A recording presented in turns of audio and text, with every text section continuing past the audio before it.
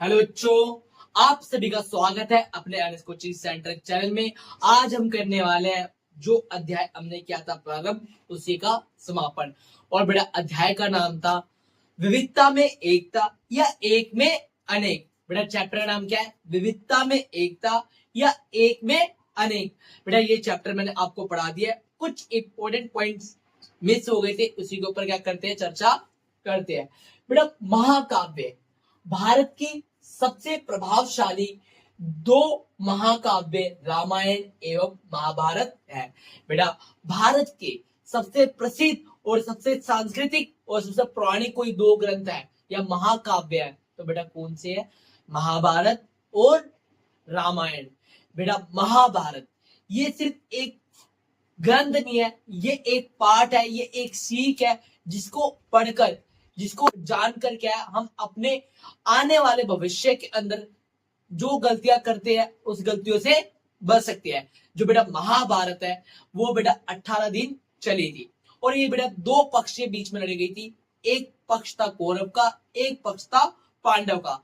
देखा जाए तो संबंध में इनका आपस में रिश्तेदारी का नाता था, दोनों ही भाई थे, पर किंतु सत्ता हासिल करने के लिए क्या है बेटा, रक्त रंजित युद्ध लड़ा गया। चलिए बेटा महाकाव्य महाकाव्य सामान्यतः एक लंबी कविता जो अतीत के महान नायकों एवं योद्धाओं की कथाओं का व्याख्यान करती है। बेटा एक नहीं अनेकों योद्धाओं वीरों का क्या करते हो बेटा, जो वर्णन करता हो उसे क्या कहते हैं? महाकाव्य कहते हैं।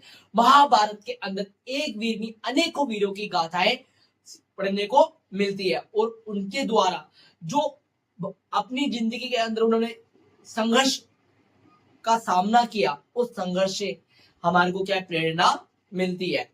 जैसे बेटा दानवीर कर्ण, ठीक है बेटा। तमिलनाडु के नीलगिरी के जंगलों में 5 पांडव को दर्शाया गया है।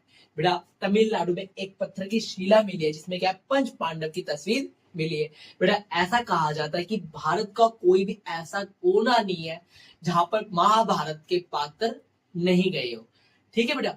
और जो महाभारत के पात्र है बेटा, उन्होंने क्या है, एक नहीं बल्कि सभी जगह का क्या करता बेटा, दौरा किया था।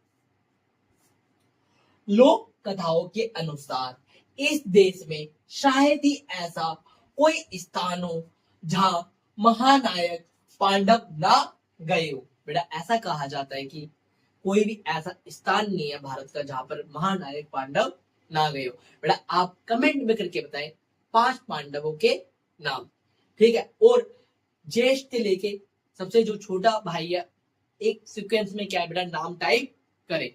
लोक कथा के अनुसार ऐसा कहा जाता है कि जो महाभारत के पात्र है 5 पांडव है, इनको 12 साल का क्या है बेटा, जंगल में वास करने के लिए कहा गया था और 1 साल का इनको क्या है बेटा, अज्ञातवास कहा गया था।